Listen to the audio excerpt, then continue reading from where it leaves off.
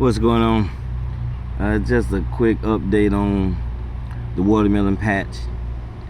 Like I said, we already have fruit. I think it's only been about 5 to 6 weeks. And like I said, I started this first with the trench method that I showed on my little watermelon patch tips. So same row. See, last time I was here was a snake, but this is an update. And just to show you right here, I had dug out a hole for some water. I was hoping to catch water and try to use it to, irrigate the watermelon. But what I'm trying to say, you can kind of see a testament of how much it has not been raining in Florida. And we're in Indian River County. But see, I built this about a week and 2 weeks ago. So it ain't been raining. So what I'm trying to say, and just observation, just study. Like I said, I planted this watermelon. I didn't water it.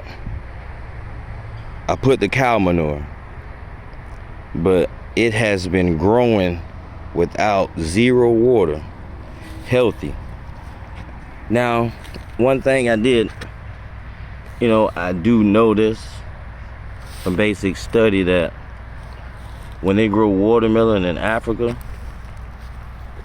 that they do grow it in the winter time, which is their rainy season, which is very mild temperatures like Florida winter. But they get rain in the winter.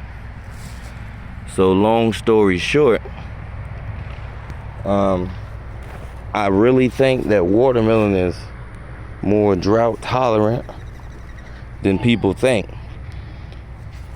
And then too, I think that when you don't water and focus more on the fruit, like look at this honeydew. It is literally already got a ball. Look how big it is. Like I say, some of these watermelon had to fill in the gaps when I planted, because some of them didn't come up. But just look at that. Already has fruit. It's barely, like I said, this is my hand covering it. It's not that big. So I really think we overwatering our watermelon. I think we over composting our watermelon. Now this area has an advantage because it does have a lot of sun. So more sun, obviously more growth. But check out the peanuts, because we had put the peanuts in, like I said before, trying to get the watermelon to grab hold of that and still utilize the watermelon space. So the peanuts are already flowering. And we actually done a more quick method where literally it was me and my wife. I had a hole and I would just dig a nice one hole spot and she would plant the whole seed. So we went down literally, I just one dig. She would throw in the seed. They came back and covered it up. And this is how it happened. So the peanut patch is doing good. I'm actually about to, if you can kind of see, you got the raw watermelon peanut patch. And then you come over, I had to stop because I still had to hold this area. So I'm gonna redo the same thing. I'm about to rake this out, then plant peanuts. And I planted last time, if you remember, let's say if you go back and watch that watermelon video. I had I had my tiller out here, and this same row you looking at is the row that I was doing. So as you can see, it's growing good, nice and strong. And like I said before about the water, it has not rained. And look how healthy it is. So the same row today, as you see the gap from that one to that, I fill in. I take my Jubilee, orange, and Crimson Sweet. So fill it in. All nice, healthy plants. So that's what we're doing today. We're filling in the gaps. I'm about to rake this out, plant peanuts. We guide all the vines back this way.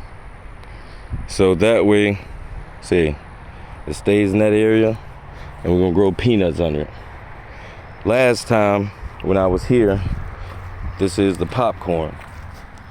So literally last time when I was here, I had started that other row that you literally saw me throwing dung in. That's the one that was already made. I had planted popcorn. Now all of it, because of the rain, has not really came up. But some of it did. And this is, like I say, where I share crop. So point in case, this is not really where I stay. But long story short, we do have some animal problems. And a lot of the purple corn that I planted out here have literally, the rabbits been eating it down. And here goes some that it didn't get to. So last time I was here, I did fill in the purple corn. Last time I was here, I started back working on my grove. This is the pomegranate that we grew from seed. It's doing okay. It's already like I say, a citrus. We really don't know. It's most likely like an orange or a tangerine.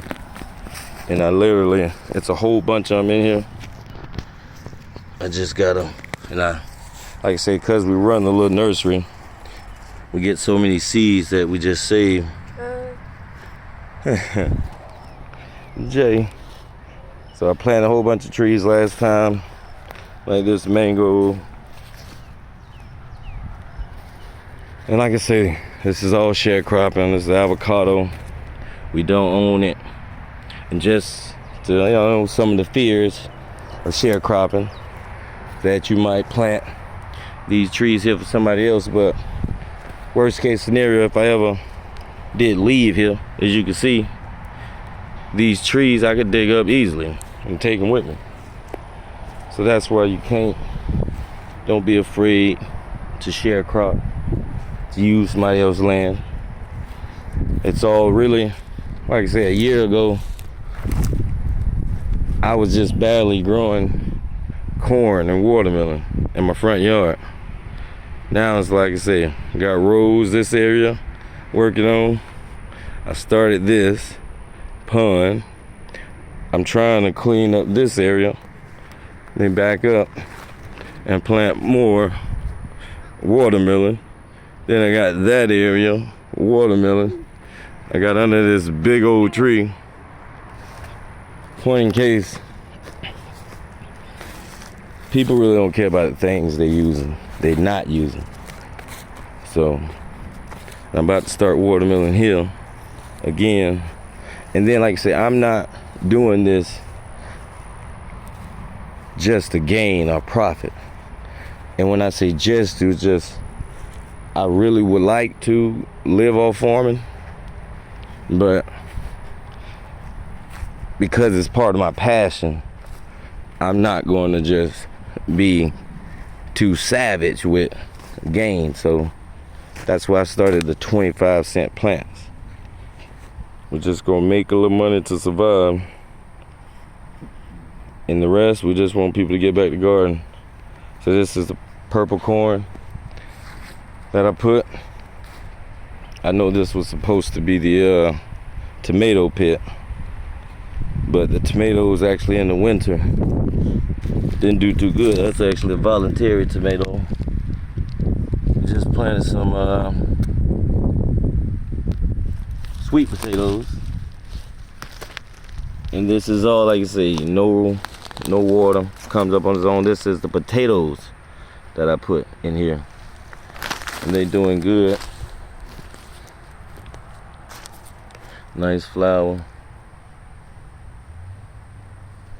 Wow. Yeah. So, and this is the other side.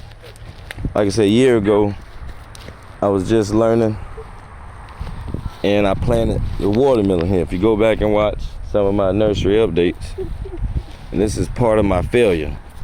So this is when I learned that this big tree, as you can see the sun, it's just, see it's still shady. And this is what, 10 o'clock in the morning. So, and as you see where I'm actually planting watermelon at, it's already got sun.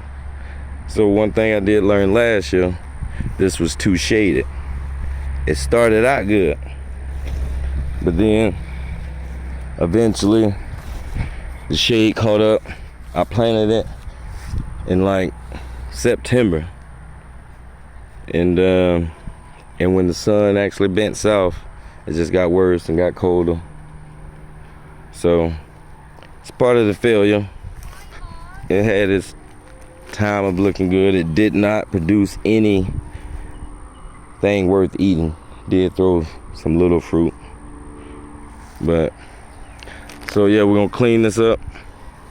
Since it's more shaded, plant some more suitable for the shade.